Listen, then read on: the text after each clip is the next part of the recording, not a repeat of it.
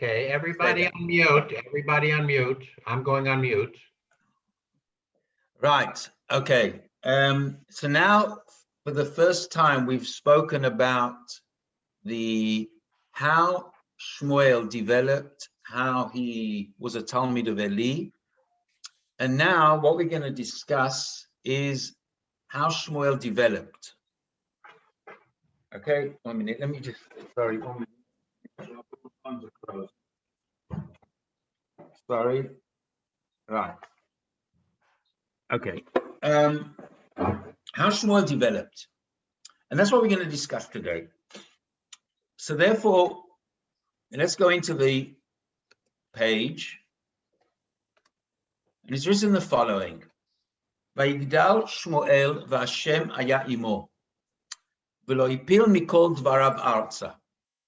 Vayeda kol Yisrael, that means Shmuel grew up and Hashem was with him. And he didn't let anything fall down on the ground. Now, it's a very interesting expression, which we'll explain in a minute.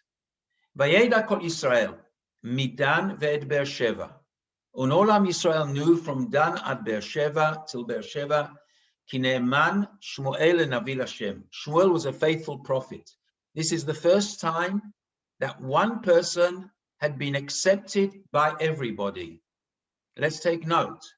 And from Yoshua until Shmuel, there was no one person who was the leader of the Jewish people. Vayosef Hashem, and Hashem carried on, leharot b'Shilo, to appear in Shiloh.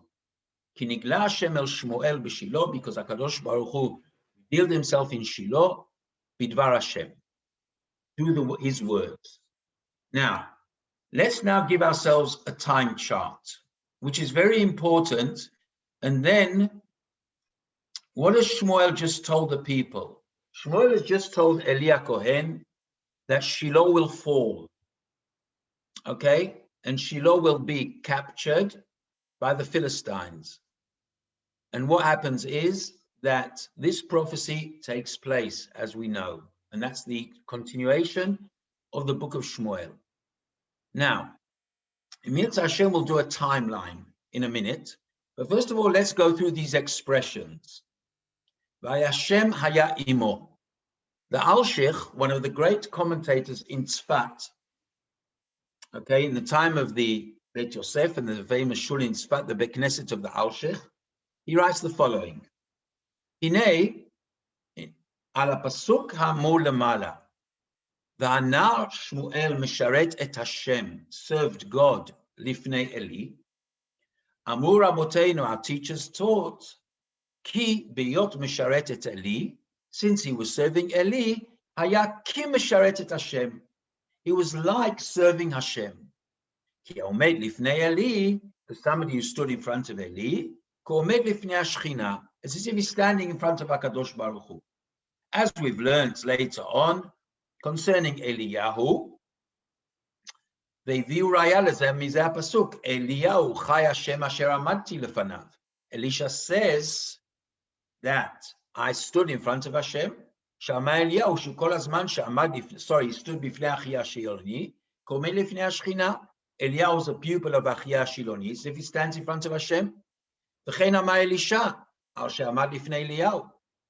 ובזה יאמר, and this is what happens now, עד עתה, עד כה, טרם יגדל שמואל, היה עומד לפני השם, בעודו לפני אלי, as long as he was standing in front of Eli, it's as if he was standing in front of Hashem. Now, Shmuel stands in front of Hashem in his own right. If before he was standing in front of Eli, now what's written in line number 5, Vayigdal Shmuel, v'Hashem haya imo. Hashem now is with him, only with him, not through the medium of Eli. Until now, Shmuel went through, his connection was through Eli, through Hashem, through to Hashem. Now it's direct contact with HaKadosh Baruch Hu. V'lo yipil mikol dvarav arza. And Hashem, and he doesn't drop anything to the ground. Now there's a fascinating Abra Benel on this, which we'll jump to it now. The Abrabanel says the following. The Abrabanel says, the En Safek, line number 35 in front of you. The En Safek, line number 36, שגם כן רמז בדברים אלה, שדברי שמואל לא נפלו ארצה. רוצה לומר, דברי חולין אשר לו. Even in normal conversations, which Shmuel had with people, people felt that there was something special about him. Not one thing changed. If Shmuel said to somebody something, that made an impression on him. It was nothing to do with prophecy. It was the impact which Shmuel, and nothing fell to the ground. Let's give ourselves an example. רוצה לומר, we'll carry on in a minute, דברי החולין אשר לו, כי דבריו הנהוגים בפיו, anything which he said, שלא ברוח הקודש, היה אומר אותם במידה, במשקל ובמשורה. Exact things. He didn't waste any words. And you came out after speaking to Shmuel with an impact, with an impression. This guy made an impression on me. And everything which he said was so exact and so personal and so specific to that person. ולא הפיל מהם דבר ארצה. ולזה ידעו, and everybody knew, כי ישראל שהיה שמואל, כל ישראל, שהיה שמואל נאמן לנביא השם. רוצה לומר, מוכן להיות נביא השם. He had the possibility of being a prophet. מצד מה שראו, מאימות דבריו בסדר ענייניו. כי הכנת המידות ושלמותם בטבע, עוזר גדול להגת הנבואה. And that's why Shmuel was so great. Now, let me give an example, okay, which is very important. I'm not a Chassid, guys, okay? I'm a pure misnaged, pure, okay? But if we want to go back to 2 personalities or 3 personalities, which Am Yisrael had in the last generation, you could pick on a few people who you felt that when you stood in front of them privately, they had an impact on you. These people were great. These people had something about them. And even if you spoke to them about mundane things, these people had an impression. Now, all of you, you can go to the Lubavitcher Rebbe, Zecher Tzadik Livrocha. Okay, anybody who went to him, okay, there was an impact on him. You saw that every word which he said to anybody was exact. Rav Soloveitchik, Moshe Feinstein. There was a famous Rav in Yerushalayim, Rav Tzvi Pesach Frank, the Rav of Yerushalayim. Okay, every word that man said was exact. He didn't waste any words. You go to the Chofetz Chaim, and you see that these people had the capability of having nevuah. Because even when they spoke not in Divrei Kodesh, not in Divrei Torah, there was something about them. And that's what the Abrabanel said. And that's the way the Abrabanel sees this amazing sentence. The sentence which is written, V'lo hipil, in Pasuk, in line number, in Pasuk Yutzet. Vayidal Shmuel v'Hashem haya imo, v'lo hipil mikol dvarav arzah. Not one word fell onto the floor. Every word which he said went into the ears of everybody. And then, because of that, Vayeda kol Yisrael, midan v'ad Beersheva, ki ne'eman Shmuel lenavi Hashem. Now, the last sentence. Vayosef Hashem leheraot b'Shilo, ki nigla Hashem el Shmuel b'Shilo bidvar Hashem. What happens when you have one great person? Says the Alshich in line number 25. V'od al pi eidim all of a sudden there was an influx of prophecy. Shmuel became greater. All of a sudden there was an influx of prophets, says the Rabbi. Vayosef Hashem le'era'ot b'shilo l'nviim achirim, to other prophets. Utihi mar'at nevuatam la'gid ki nigla Hashem el Shmuel b'shilo b'dvar Hashem, ki b'dvar Hashem igidu ki nigla Hashem el Shmuel. O sheniv'u. That means to say, other people prophesied through the medium of Shmuel. Take Moshe Rabbeinu. Moshe Rabbeinu was like the sun. Through the power of the sun, he went to other peoples, and that's the whole story of Eldad Umeidad. Eldad Umeidad in Parshat Baalotcha prophesy through the medium of Moshe Rabbeinu. And that's what happens in Shmuel. All of a sudden, there's an influx of prophecy. Says the Abrabanel in line number 30. V'hinei yesh neviim shelo hayta nevuatam rak al pratim. There were some prophets who only went into little details. Ume'elo ayu rabim, and there were plenty of them. But what was written, only 48 prophets, their prophecies related to all of Am Yisrael. Va'amar ki mitchilato isig Shmuel malazu. So therefore, Rabbi, we see from here the impact of Shmuel. Shmuel gets closer to Kadosh Baruch Hu. Everybody sees in him a leader. He has an influence on the whole of the Jewish people, from Dan ad Beersheba. As I said to you before, not from the time of Yoshua was there one leader. All of a sudden, Shmuel appears. He has a spiritual impact on the people. Through him, all prophets begin to start again.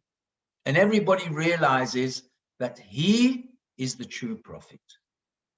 Now, let's go one stage further. The next stage is the timeline. In the next 4 chapters of Sefer Shmuel, we have the terrible destruction of Shiloh. Shiloh gets destroyed and it is overtaken. They take the Aron to the Philistine, to the Plishtim, capture it. And now what are we talking about? Now let's go through the timeline. The Rambam says the following in line number 60.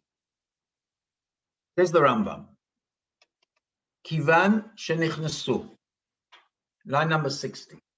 Or it might be in other lines, I'm not sure. Rambam Hilchot Bet HaBchira, Perek Bet Aleph Alachat Bet. Okay, and on the pages themselves, it's page 40, line number 45. The Rambam says the following, and I've given you the 2 dates, the Hebrew date and the Goysha date. Kivan shenichnasu la'aretz, the Jewish people going to Eretz Yisrael in the year 2488, or 1272 BCE, okay, which is approximately 3,300 years ago. That is the time when the Jewish people go into Eretz Yisrael. Hemidu hamishkan begilgal, 14 shana shekavshu v'chilku. They put the Mishkan in Gilgal for 14 years, which is until the year 2502. Misham ba'u leShilo, uvanu sham bait shel avanim. They built a stone wall. Anybody who goes to Shiloh can see the remnants of it. Uparsu, but he never had a roof. Uparsu yiriyot haMishkan alav, and they put the curtains of the Mishkan of it. V'lo hayta sham tikra, and there was never a ceiling. It was open air. V'shin samach tet shana, 369 years. Amad Mishkan Shiloh. Ukshemet Eli Charev. The year 2870, or the year 890. After the destruction of Shiloh, Ba'u leNov. They went to a place called Nov. Nov is in around the area of Tekoa. Okay? Ubanu sham mikdash. and they built another mikdash. Ukshemet Shmuel, and when Shmuel dies, charev, it gets destroyed. We won't tell you how now, but it gets destroyed. Uvau leGivon, and they went to Givon. Where is Givon? Givon is the north of Yerushalayim. If you travel from Yerushalayim to Givat Ze'ev, okay, on the road past Nebi Samuel, and that's why Shmuel is buried there, you will get to Givon. That is where the Mishkan was, says the Rambam, for 52 years, 57 years. V'yimei nov v'givon, sheva v'chamishim shana. 57 years. In the year 2927, approximately, Shlomo will begin to build the Mishkan. That, Rabotai, is the timeline. The timeline is more or less exact. 14 years in Gilgal, 369 years in Shiloh. Shiloh gets destroyed in the period of Shmuel, and that is his prophecy. And after that, it wanders a little bit until David HaMelech takes it to Yerushalayim, they build the Mishkan in the time of Beis HaMikdash. Right. Now, and then we have the destruction in this period. Two things happen. There is a separation between the Aron and the Mishkan. The Jewish people, when they go out to fight the Philistine, they take out the Aron, the Holy Ark. Okay? And what happens is, it's written in Shmuel, Perek Dalet, Pasuk Yud Aleph, Va'aron Elokim Nilkach. They take out the Aron from the Mishkan, they take it to the battlefield, and the Plishtim capture the Aron. Ushnei bnei Eli metu, Chofni upinchas. And the two sons of Eli die. Eli gets to know about it. He falls off his chair, fractures his neck. And then for the next few chapters, we have the story of the Aron in the Philistine cities, until eventually he comes back, which we'll speak about soon. Now, what's very interesting is the following. We all know that there are sentences in the Navi, in Tehillim, and we've spoken about this before, when we started the period of Shoftim, that David HaMelech, remember, David HaMelech writes Sefer Tehillim, and he has certain perceptions which he receives from Shmuel about that period. And it's written in Perek Ayin Chet, Psukim Nun Tet Samach Aleph. Shama Elokim, God hears all the period of the Shoftim. Vayit Aber. Now, the word Vayit Aber has got different explanations, but the simple explanation means, and he gets angry. Okay? Gets angry. For Lashon Evra V'Zam, we have it in the Haggadah, anger. Vayim'as Mu'od B'Yisrael. And he gets sick and tired of the Jewish people. Vayitosh Mishkan Shiloh. And he runs away. He exits himself. He doesn't exit from the Mishkan of Shiloh. Ohel Shiken Ba'adam. We'll explain that in a minute. A tent which was supposed to be in the human being. Vayiten Lashvi Uzo. And his greatness, he gives over as a captive. He gives over the Aron to the Philistine. But Tifarto, and his glory, Biyad Tsar, in the hand of the enemy. And how long is it in the hands of the enemy? Line number 95. Vayhi Aaron Hashem Bistel Plishtim Shiva Chodoshim. It was in the hands of the Plishtim for 7 months. Now, let's try to understand the descriptions of David HaMelech here, which are they're quite amazing. Says the Malbim in these psukim in Tehillim, Geder ha'evra. What does it actually mean, the word anger? The word evra. Shemitoch kitzfo over hagvul lichos gamal mi shechata kenegdo. You get so angry that you get angry with the people who aren't even involved in the sin. Let's give ourselves an example. You have a class. You got 3 guys who are disgusting, disturb you the whole time. But what happens is that after a time, you take out your anger on the whole class, which is, in inverted commas, damn well stupid. Why is it damn well stupid? Because who should you be angry with? Okay, you're angry with the guys who disturb. But no, you get to a stage in your relationship that you get angry with everybody. Okay? That's what happened, so to speak, with HaKadosh Baruch Hu. HaKadosh Baruch Hu not only takes out his anger on those people who sinned, he takes out his anger, says the Navi, on the Mishkan. He gets angry with the Mishkan, so to speak.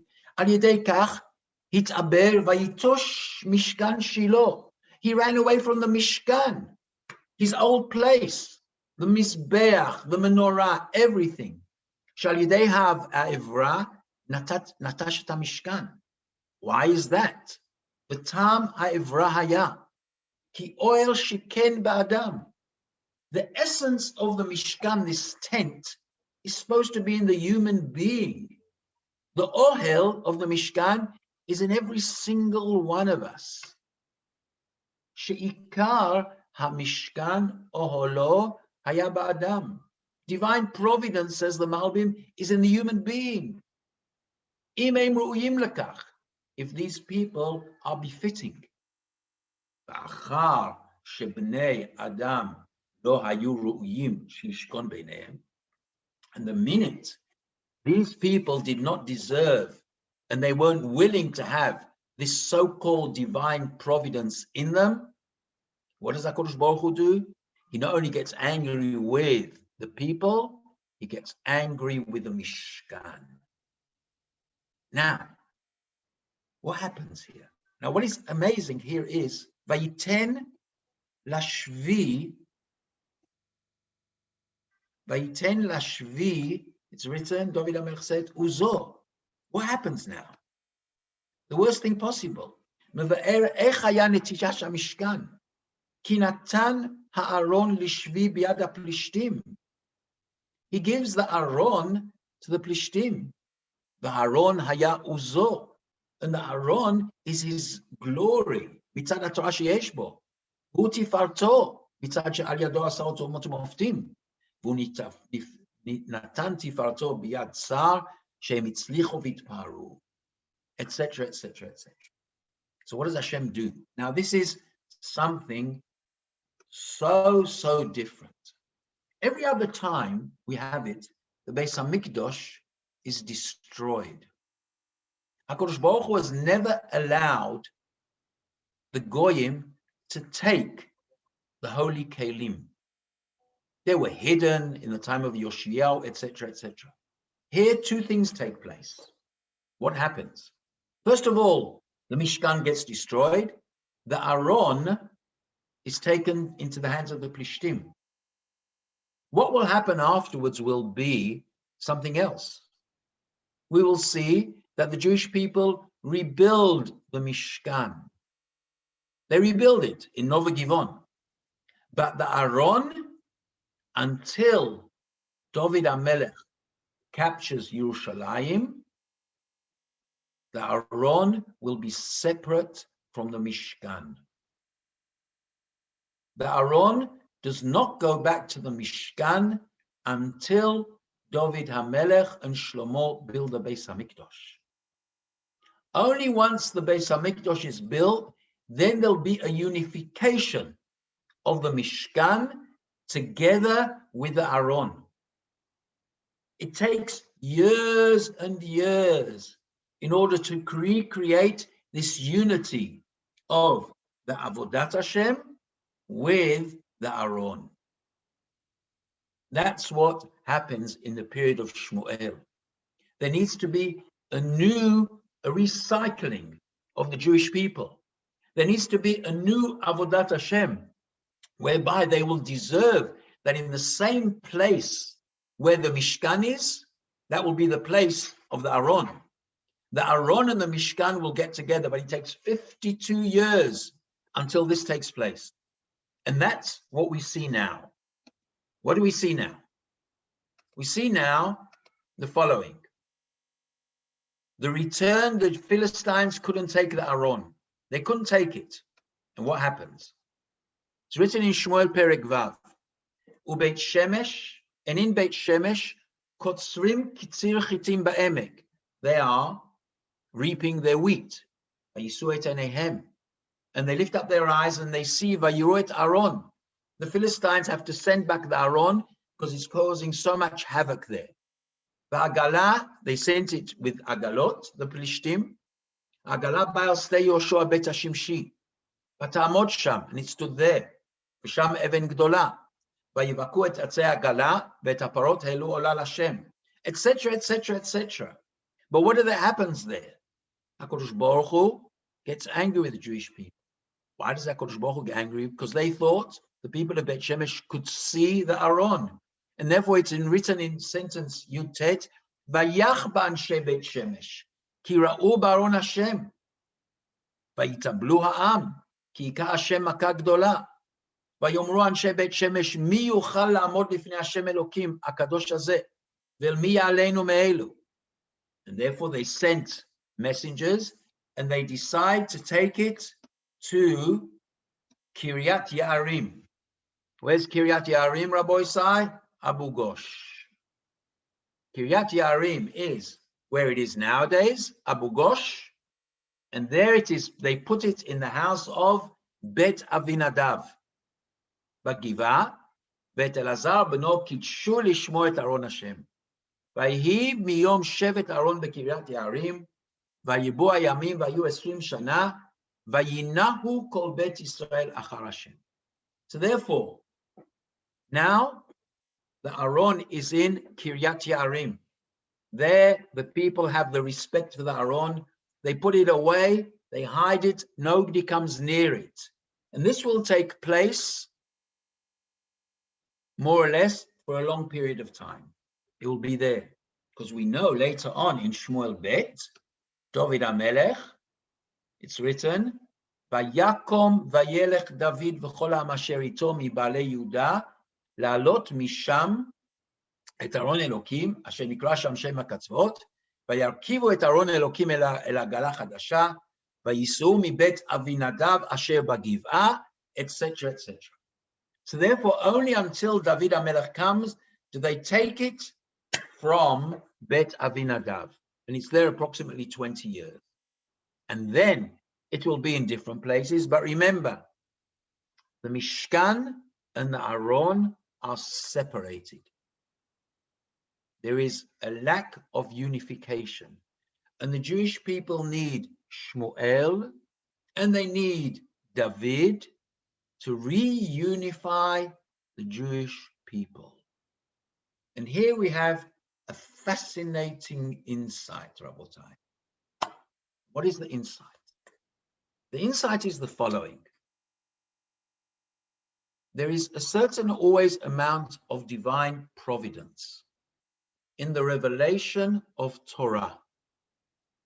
For instance, let's give ourselves an example. Hashem begins to give the development of Torah Sheba'al Peh, the oral law, at the end of when the Jewish people begin to come back to Eretz Yisrael after 70 years Galut. We have Anshe Knesset Hagdolah. And all of a sudden, we have a new development, a development which we do not see in the Nevi'im, which is the development of Torah Sheba'al Peh. Right? Pirkei Avot speaks about it. Ezra Sofer changing the writing. Ezra Sofer changing, creating tefillot. Ezra Sofer teaching Torah Sheba'al Peh. What happens? Again, the Jewish people come back to Eretz Yisrael. You need a new reunification, something new. And exactly at that period, says Reb Tzodek HaKohen Milublin, a new revelation takes place. The revelation of Greek philosophy, Greek Egyptian mathematics. New ideas come into the world. When new ideas come into the world, we need to see new ideas of Torah. The period of the Arizal is exactly the same period as the Renaissance in Italy. And here you have parallels. The world of religion, the world of Torah, always is parallel to the situation of the Jewish people and the situation of the world. Here we have the Jewish people in a crisis. Hashem has destroyed Shiloh. A division has taken place. HaKadosh Baruch Hu has interfered with the religious life of the Jewish people, not in a micro way. Each tribe having a problem. But here, HaKadosh Baruch Hu has gone to the essence of the Jewish people. Destruction of Shiloh. And not only is there a destruction of Shiloh, the Plishtim have taken the Aron. Now, can you imagine to yourselves what this means? All of a sudden, the Jewish people feel that HaKadosh Baruch Hu has done this mass exit. Now, in order to recreate this new relationship, it takes 52 years. The Aron in one place, the Mishkan in another place. Okay? And it takes time before the people are ready, the Jewish people are ready to be unified completely. And when does this complete unification take place? It completely takes place on the day of the building of the Beis HaMikdash, Shlomo HaMelech. But it takes years and years, not too many years, 52 years. But it's a period of time where everything gets recreated. And who is the architect of this new creation? One person, Shmuel. Shmuel is the architect of this new creation of the Jewish people. And now we're going to see what is the impact of Shmuel Hanavi. If there are any questions until now, please ask.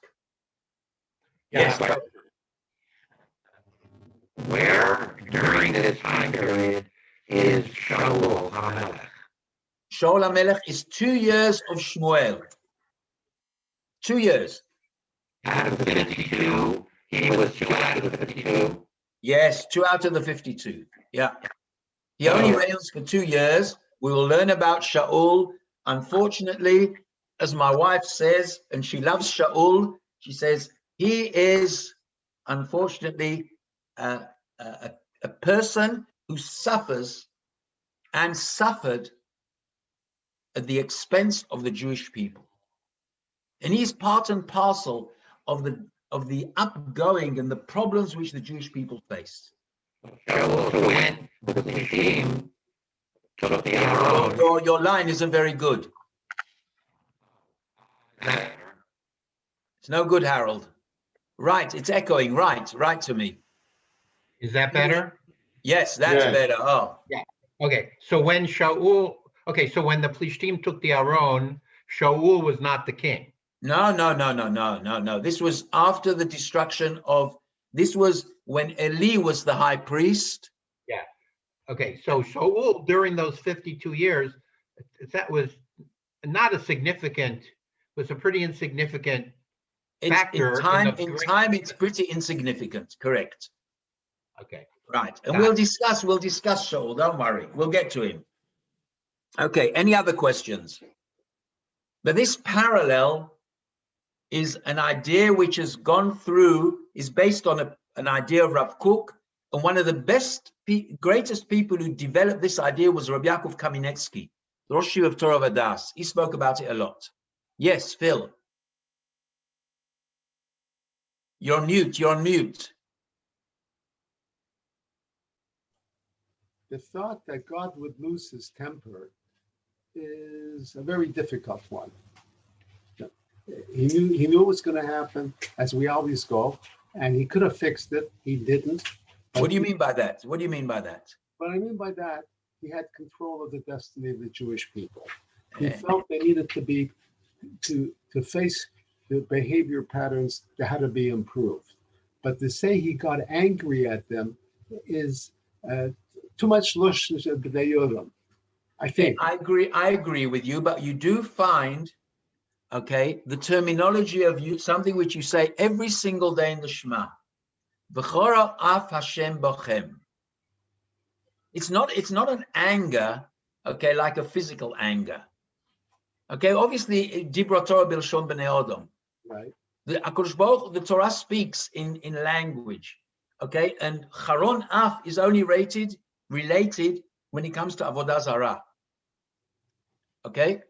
That means the Jewish people, and let's take note of it, the whole concept is, where you see from David HaMelech's picture, oil shiken ba'adam.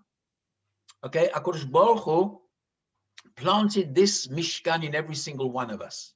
Mm-hmm. That means their identity, is not Jewish anymore. Their identity is not Jewish, and that's what it means. When Jews lose their identity of being Jewish in every single way, whether it's completely spiritual, religious, or social, etc., you lose your Kupla identity, then HaKadosh Baruch Hu really gets, so to speak, feels that these people aren't the ones who deserve his divine providence. And therefore, he does all different ways and means whereby, but he never destroys the Jewish people. The history of the Jewish people is so peculiar that even that they always existed. The miracle of what we call Jewish survival. HaKadosh Baruch Hu never lets the Jewish people get destroyed completely. But sometimes he needs, so to speak, to give us an illness, in inverted commas, a cancer, which takes place. And that's what David HaMelech says. Now, after 369, let me just carry on 1 minute, Bill. 369 years, the Jewish people go through a cycle. Now, we know 369 isn't that long, in inverted commas. But it's not, in world history where we are now, the Jewish people, we look back in history of if the Jewish people surviving 3,500 years, 3,700, 369 years, isn't that big? But HaKadosh Baruch Hu sees the gradual downfall from the period of Yoshua till the end of the period of Shoftim. He's given them 369 years chance. Until eventually they throw away their complete identity. Very, very few people are left who can say that they are Jewish and represent godly ideals. And that's when, poof, he blows it away.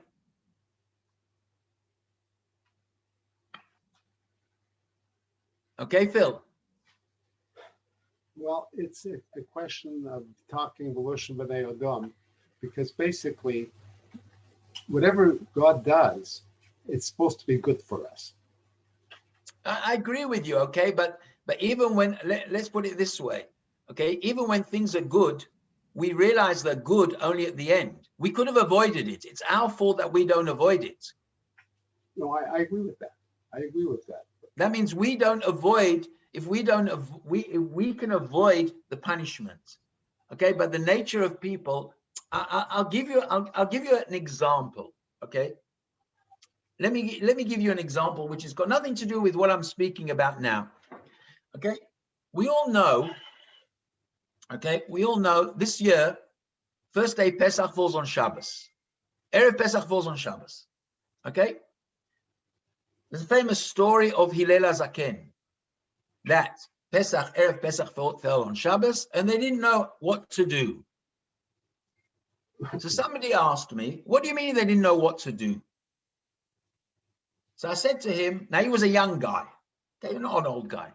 I said to him, tell me, when was the last time Erev Pesach fell on Shabbos? Does anybody know? Okay. The last time it fell on Shabbos was Tav Shin Samach Chet. 2008. Pardon? 2008. 2008. Okay. Now, if that's true, that is how many years ago, guys? 13. What? 13. 13 years. Okay. Now, next time is going to be 4 years and then 20 years. Okay. In Tafshin Pei Hey is going to be again the same thing. And after that, it's going to be 20 years time. Now, guys, 20 years is a generation nearly. So if you take now, I said to him the following. I said, what causes people now to know things? Nowadays, it's their phones. It could be books.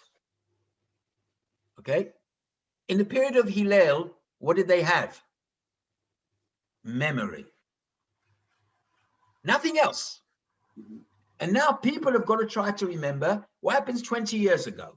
Now, if you take the lifetime of people those days, a lot of them died when they were young. So how many people actually begin to remember what happens 20 years ago? There's no data. There's no books. There's no diaries. There is zilch.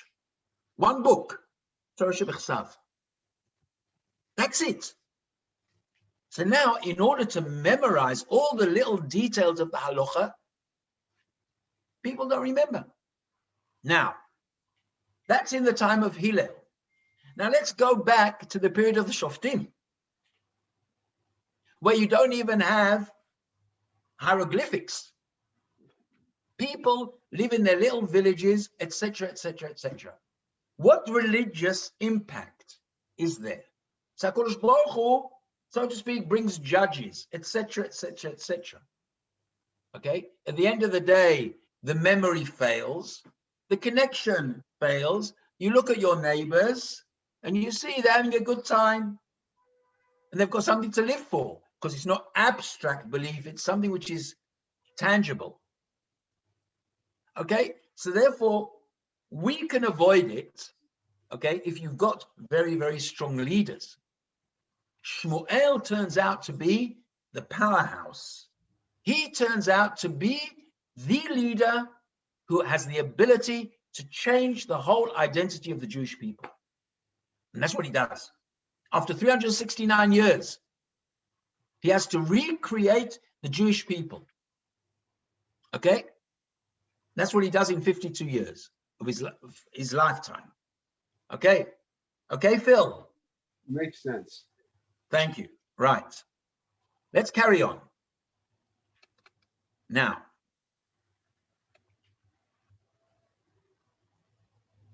okay. Now comes the very interesting statement, which is written in Pasuk, line 157, or Perek Zayin, Pasuk Bet. Vayhi miyom shevet Haaron bekiryat Yarim, Vayirbu hayamim. And it stayed there many days. Perek Zayin, Pasuk Bet. In the pages on the screen, it's line 115. I imagine on your pages, it's about line 100, something like that. Vayiyu 20 shana. Vayinahu kol bet Yisrael achrei Hashem. The word nahu.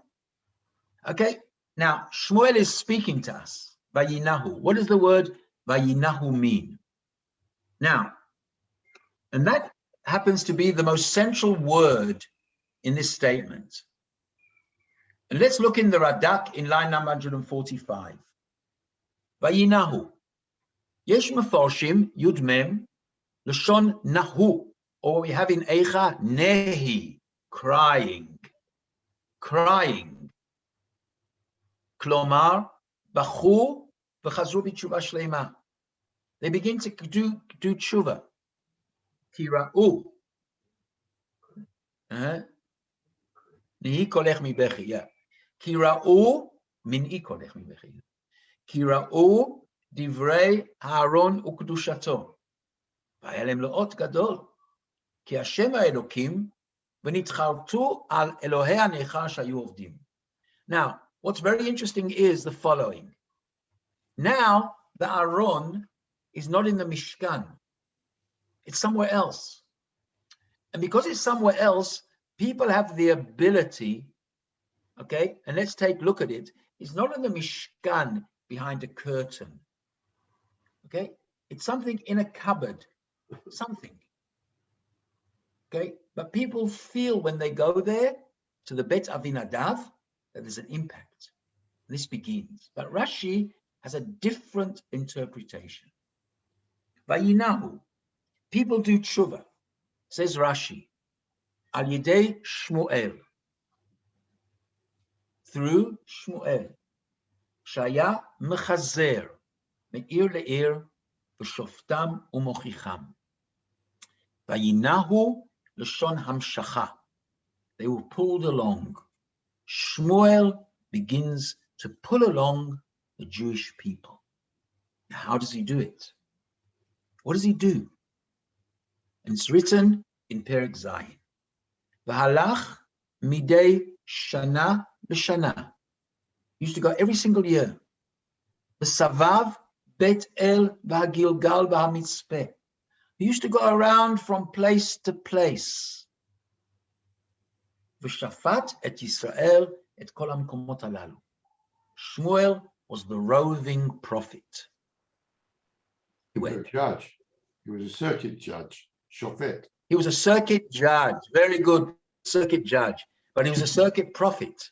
And everywhere he went, he used to go and give drashot and sit with people.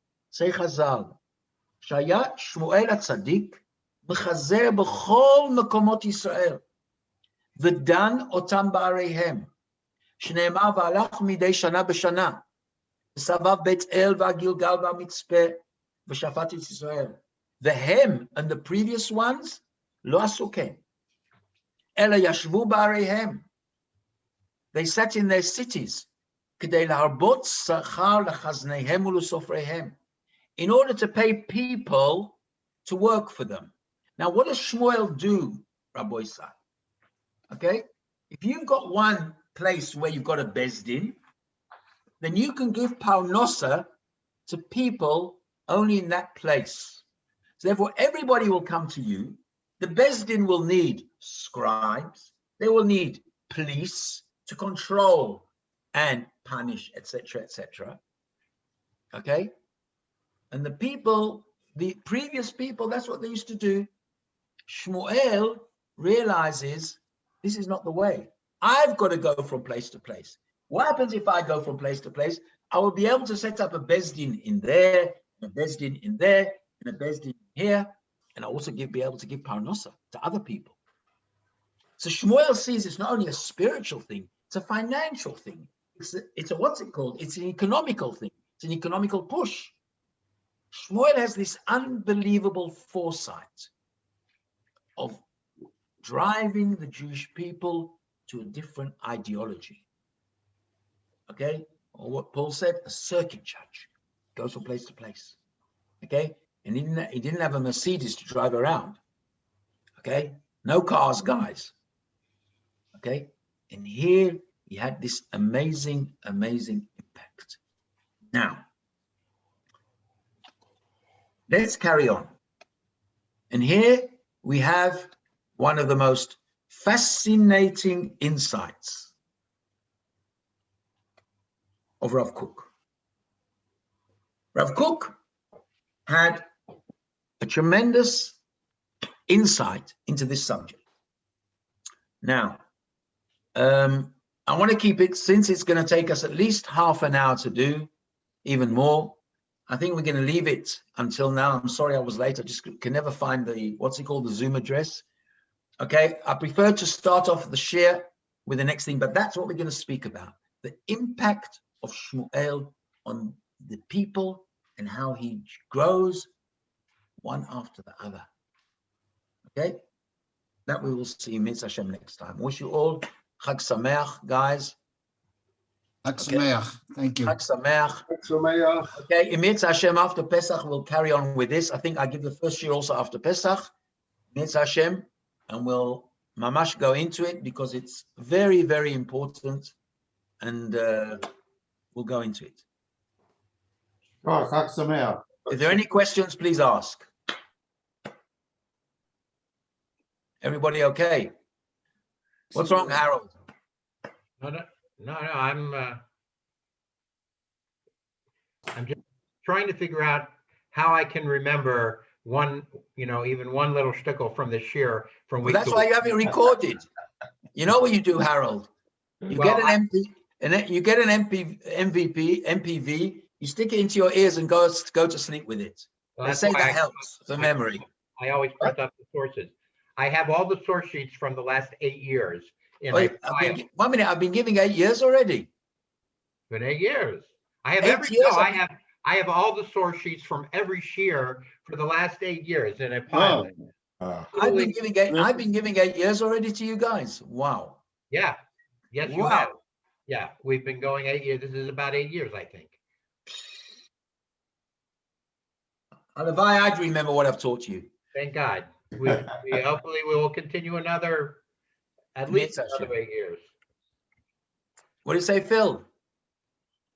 Your microphone. Mute.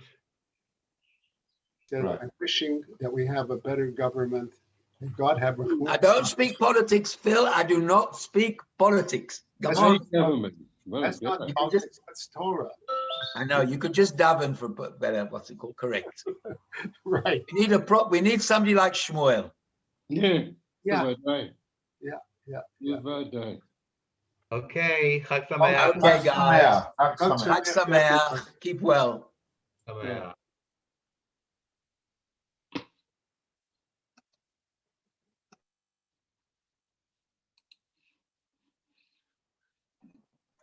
כל טוב, חג שמח. חג שמח. חג שמח לכולם.